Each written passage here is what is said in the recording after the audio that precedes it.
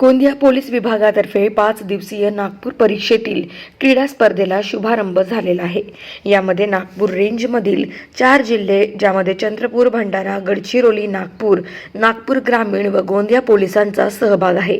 यामध्ये 16 क्रीडा स्पर्धांचे आयोजन करण्यात आले आहे, ज्यामध्ये ॲथलेटिक्स स्पर्धा, गोळाफेक, football, hockey, baseball, volleyball, kabaddi त्याचप्रमाणे इंडियन सुद्धा स्पर्धा ठेवण्यात आल्या आहे, ज्यामध्ये तायकांडो अशासारखे या मध्ये ठेवण्यात आलेली आहे।